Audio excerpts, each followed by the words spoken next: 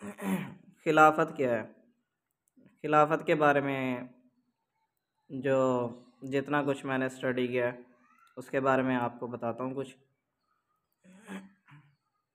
देखें, खिलाफत जो है ना,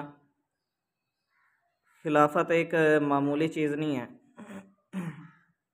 अल्लाह ताला ने मेरे ज़िम्मे भी लगाई है, आपके ज़िम्मे भी लगाई है ये।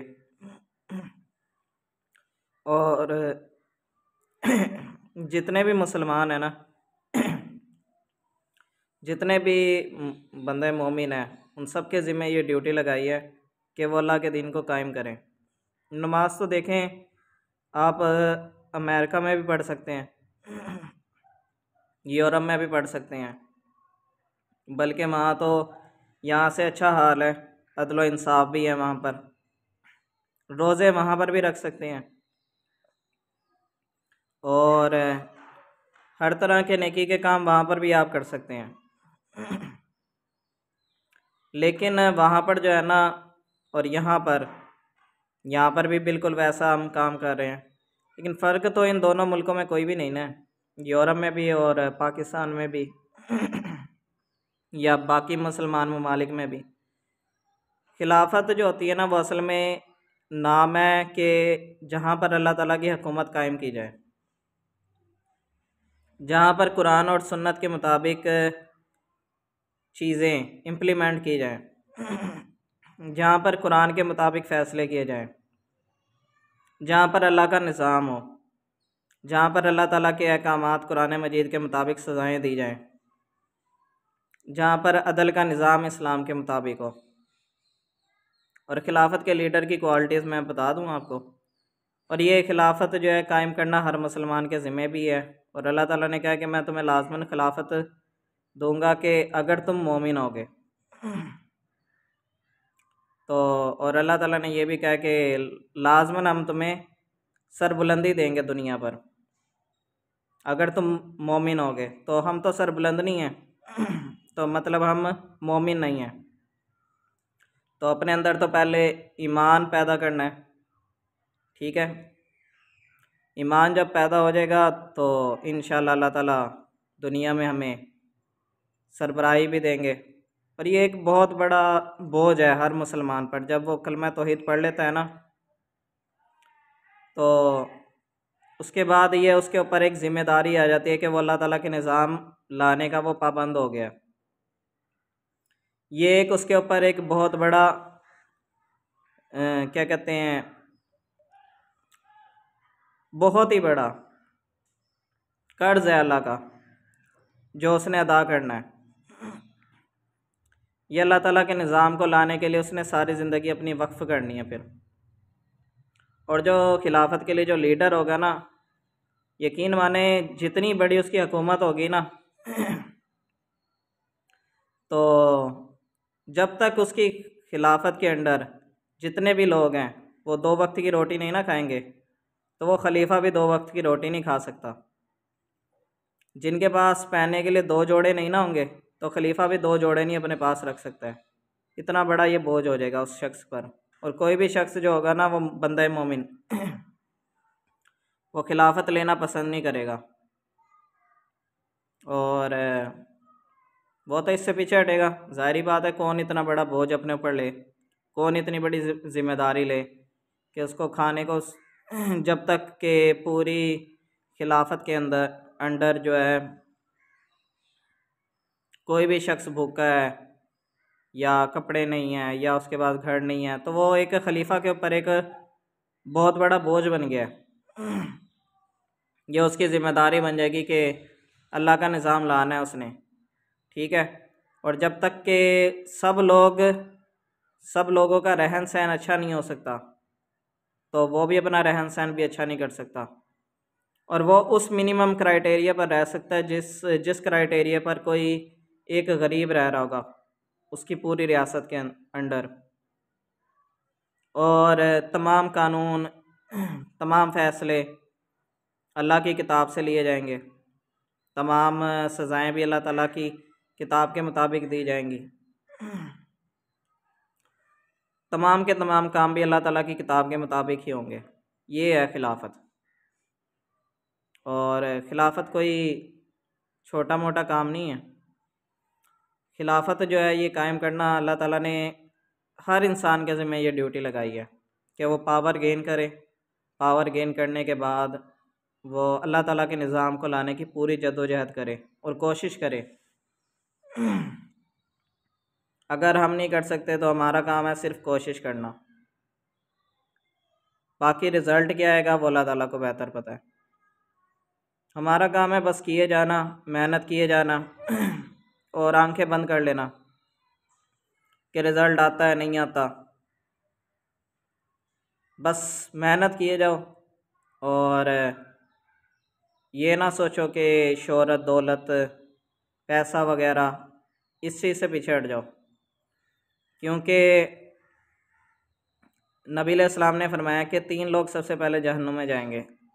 एक बहुत बड़ा आलिम, एक बहुत बड़ा सखी इंसान और एक वो शख्स जो दुनिया में शहीद समझा जा रहा है, क्योंकि इन लोगों की नीयतें ख़राब थी। शहीद कहेगा कि ए अल्लाह पाक मैंने तेरे लिए जान दी। अल्लाह ताला कहेंगे कि नहीं, तुझे चाहिए था कि लोग तेरी शोहरत के डंके बजाएं कि कितना बहादुर इंसान है, और तुझे मेडल चाहिए थे, तो वो तो मैंने सब कुछ तुझे दे दिया। जिस तरीके से अब नॉन मुस्लिम्स भी तो जान देते हैं ना अपने मुल्क के लिए, तो पाकिस्तानी भी अगर दे देते हैं तो वो, या कोई भी है, मुसलमान भी हैं, वो शोहरत के लिए, अपनी बहादुरी दिखाने के लिए अगर जान दे रहे हैं तो वो शहीद नहीं है, वो जहन्नुम में जाने वाले काम कर रहे हैं।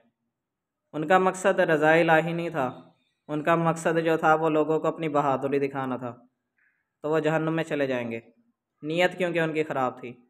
इसी तरीके से आलिम कहेगा कि अल्लाह मैंने तेरे दीन के लिए बहुत ज़्यादा काम किया। अल्लाह ताला कहेंगे नहीं, तू अपनी नीयत को चेक कर कि तू क्या सोचता था कि तेरी शोहरत के डंके बजाएं कि देखो कितना बड़ा आलिम है,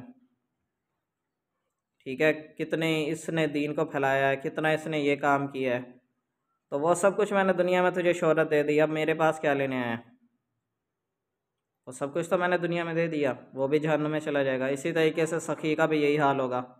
नीयत क्योंकि इन लोगों की ख़राब थी, वो दिखावे के लिए लोगों में माल खर्च करता था ताकि लोगों की हिमायत लें। और आजकल तो ये बहुत ज़्यादा आम भी है, किसी को अगर कोई पैसे देने होते हैं तो साथ में तस्वीरें खींची जाती हैं, दिखाया जाता है कि हम लोगों की, गरीबों की मदद कर रहे हैं। और साथ साथ ये काम तो चलते ही रहते हैं ना लोगों के अंदर, खबासत है ये जो चल रही है ना दिखाने वाली। तो अल्लाह ताला कहेंगे कि तुझे तो शोहरत चाहिए थी कि लोग कहें देखो कितना सखी इंसान है, लोगों की मदद करता है, वो मैंने तुझे मशहूर कर दिया। बल्कि इन लोगों का तो उल्टा और फ़ायदा होता है, जब ये लोगों में खर्च करते हैं ना माल, तो लोग वापस आकर इन्हीं के कारोबार से चीज़ें ख़रीदते हैं जानबूझकर, कहते हैं ये कितना अच्छा इंसान है, बल्कि इनकी और ज़्यादा प्रमोशन होती है। इस तरीके से ये बिज़नेस को बढ़ाने के इन्होंने तरीके बनाए हुए हैं। तो ये तीनों लोग जहन्नुम में जाएंगे।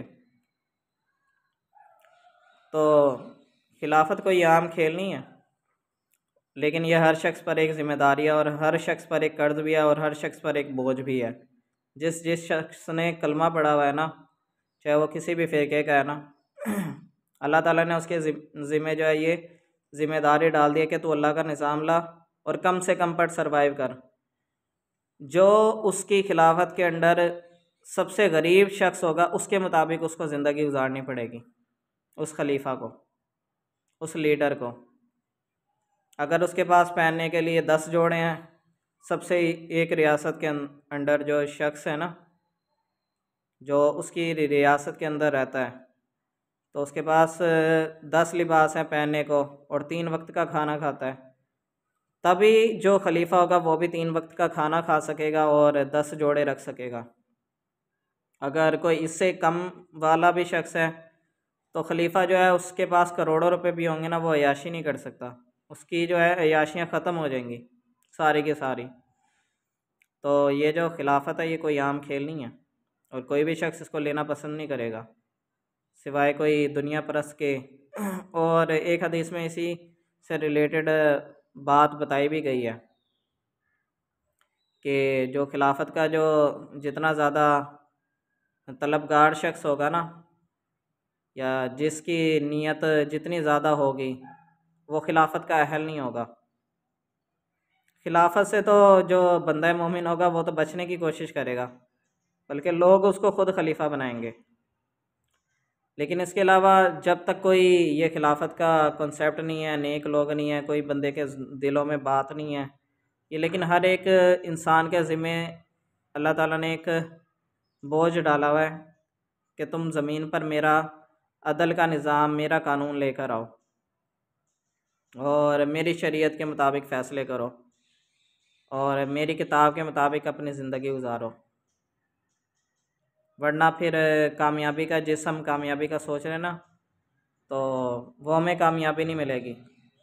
और यकीन माने कि जितनी बड़ी कामयाबी अल्लाह ताला ने रखी हुई है ना, जो जन्नत के ख़जाने हमें ऊपर मिलेंगे ना, तो इंसान जब वो ख़जाने देखेगा ना तो वो खुश हो जाएगा। दुनिया की ज़िंदगी, ये जो थोड़ी बहुत ज़िंदगी है ना, इसमें अगर वो राज़ी हो गया ना, थोड़े पर राज़ी हो गया, तो अल्लाह ताला उसके थोड़े अमाल पर भी राज़ी हो जाएगा।